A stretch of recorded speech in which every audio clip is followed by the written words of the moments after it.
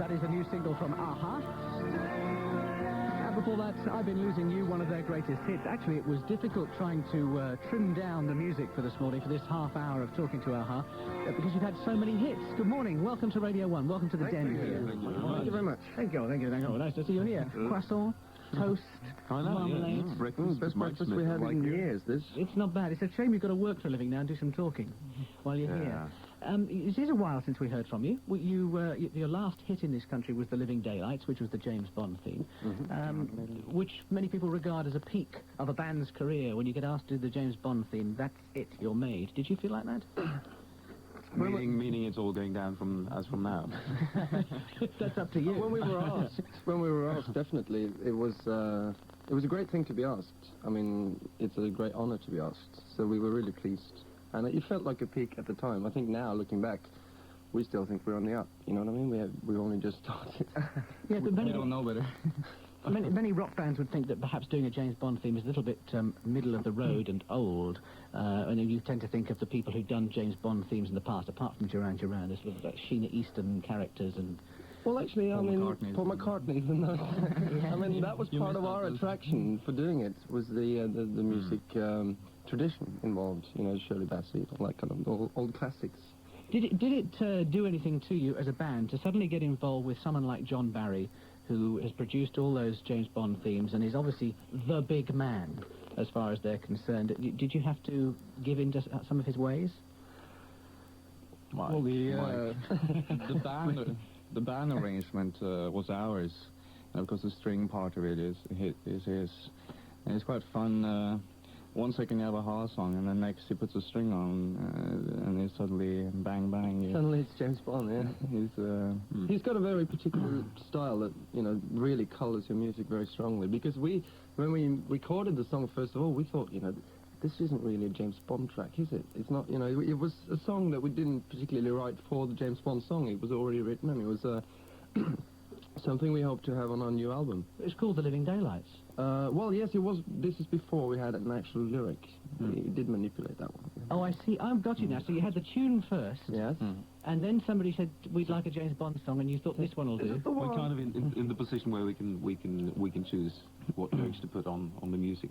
Right. I was going to say, otherwise it's a happy coincidence. The movie was also called The Living Daylights. But anyway, and as we progressed, it was strange to see how it took on the shape of a James Bond thing. Would you do it again? Not that particular track, but would you work with them again? The next thing would probably be to do the movie. Russian spies or something like that. Norwegian spies? Morton Harkett for the next James Bond? Or No, not that, no, director. Oh. Paul would be... Paul is very the James Bond. Mags, where does this leave you, making the coffee? I suppose so, yeah. I'll make a good coffee, though. Better than you direct. Better than doing you direct. Oh, maybe, yeah. Here's The Living Daylights.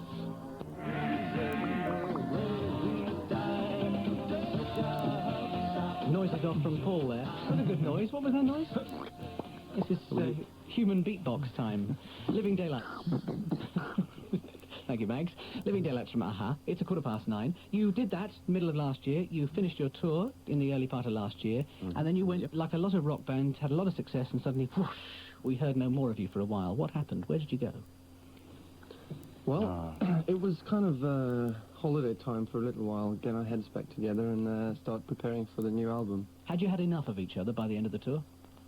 Not really. We sort of came back and said, you know, it's more there. No, we felt we had sort of commitments to friends and family as well. Right. And we hadn't seen for a long time, so we went out with them basically separately. No. Right. So you didn't, all three of you, suddenly book an 1830 holiday and no. disappear off for a few weeks. When you say you went off to get your heads together, that's another sort of rock music type expression. 60s expression, we love them. What state of mind were you in when you went on holiday? Were you all feeling differently? The tour, for me, was very draining in a lot of ways because it's the first tour we made, and it was 9 months, you know, 150 dates. It's really, it's a lot of work. Well, you hadn't toured before that, had you, at all? No, These were your first live concert dates, so you must have learned a lot through that tour. We did. Yes, in a lot of ways we did. I think we've learned also better ways of, when we go out again this time, certain things correcting certain things, so we know what we're facing this time, basically, and it's a big help. I saw you, and it came to me sort of in the middle of last time. I suddenly thought when I was watching you, it looks like you need a few other people on stage with you, and that wasn't meant as an insult. It just suddenly looks as though you'd have to expand beyond the accepted image of you, which is as a three-piece band. Has that happened? It has six now. Is it six? No, we got sure six you're with saying, ourselves. I mean, on stage we are 6 or 7, yeah. Sure, when you do the live gigs, Yeah. yes. But the image of you has always been as the three-piece together. Well, they always keep the light just on the three of us, yeah. Well, I mean, this is the nucleus of the band. I don't think it'll ever change, because we've worked our way into a way of working which works for us. That's a lot of work, isn't it? But anyway. There's no room for any more. No, there isn't really. No. Let me talk about exhaustion, because you must have got very tired on that tour. And we read all these things these days of people like Rick Astley, who is absolutely tired out. There he was, exactly the same as you, zing straight to the top of the charts from nowhere at all, and just couldn't cope and had to take a good few weeks off to calm himself down a bit and to, Well, you to have find it's, himself. It's crucial that you pace it right, I think. You know, otherwise it kills anyone. And he's not done this before, obviously, and this is what suddenly has hit him. He does too many things, probably, too many... he pops up too many places, you know, and at the end it gets him, he loses his mind. So It's kind of a whirlwind situation. I don't think anybody's really... when you face it, you don't know what it really means until you're there. You can't prepare for it in a way. You're talking about this I'm talking about thing we call business stardom. in general. which means people want you to be present here and there, and all sorts of shows. You know, obviously magazines, press, photo sessions, television studios. This. A lot of people listening now will be saying, "Nah, that's not work. That's not that's not a production line. That's not down a coal mine. That's fun." Well, it isn't, but it is in another way. You know, it's still a pressure that builds up. So, you know. What is the pressure? Is the pressure because you have to be something else? You have to be Aha, whereas normally you're three individuals. I think mostly the pressure is that you can never really switch off. You've got to be on, almost 24 hours a day. And that probably is the main difference from any other job. That is, you can't walk home and say, I'm finished for the day. You're always on the job. You know the feeling. Who's the best out of the three of you at coping with that pressure? Who's the one that the others turn to? I think we need each other there, actually, because it varies. I mean... It's a good support to be... Whoever is down drags the two others down as well. That's all right. Well, moving on to the more positive side of things now. We're about to drag each other down, and you're going to move. You are now very definitely back in the swing of things. You're about to set out on tour to such wonderful places as Shepton Mallet. Our favourite place here in and England. Portsmouth and Bournemouth. March the 19th, the British part of the tour starts. But if you look at the back of the new single... Yeah, it's the first part of the British tour. It's not actually the whole British tour, but it's in two patches as well. I'm looking at the back of the single here. There's all these dates listed down from March the 19th right the way through to the end of June. Yeah. You appear to be working every day. Well, what does it say on top of that list? Just put that into At the top of that list is Shepton Mallet, March the 19th. Further up. First leg. First leg, yes. So what do you do at the end of June then? Second leg straight away? Pretty much. No, as we shift, there's a 2 or 3 days break. As we shift leg. Yes. Legs. But you'll be on the road now fairly solidly until when?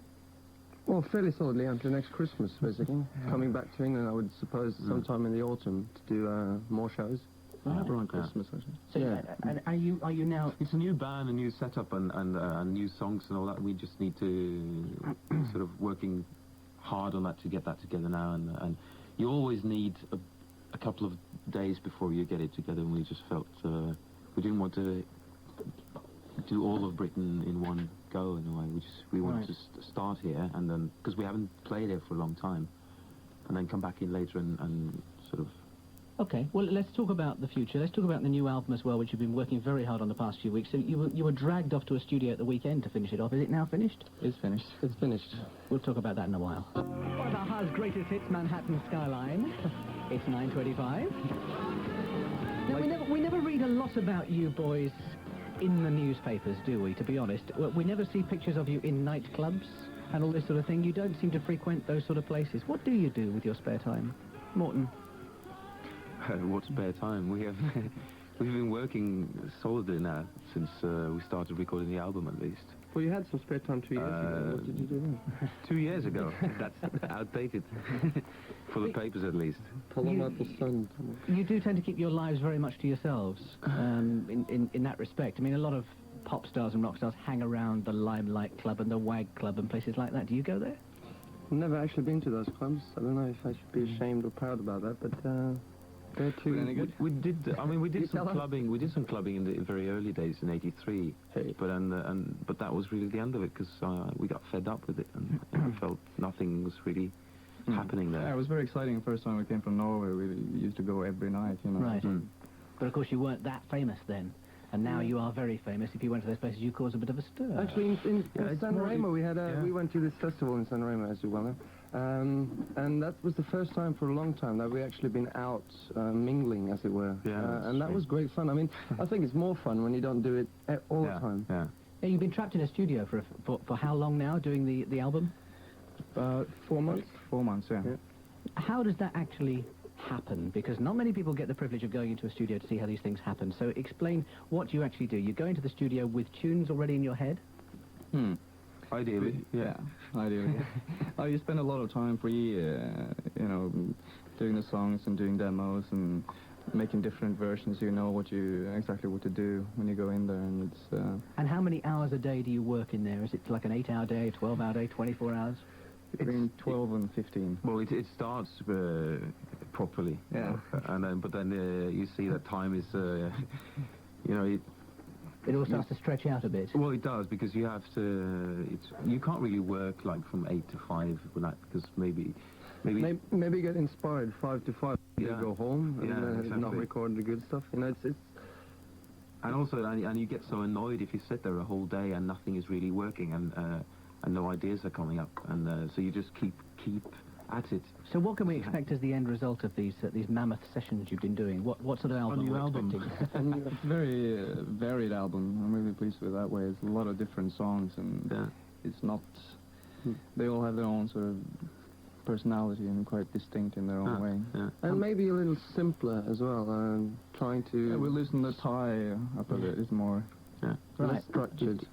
It's not as dark in a way, I would say, as a whole, as the second album was, Scandal Days. Right. It's more, it's easier to listen to, I think. How many hit singles going to come off it? We don't know. It depends on you guys. Well, the first one is out already, of course, and it's quite appropriate in its title because it's Stay on These Roads, and you're off on the road now for those many months. So thank you for squeezing this time to come in this morning. It's probably the last we're going to see of you for quite a few months as you go off on your tour. Thanks for the breakfast. Yeah. It's a great pleasure. The bill is in my back pocket. I'll pass it to you on the way out. All right. Thank you. Thanks a lot. Bye. Bye.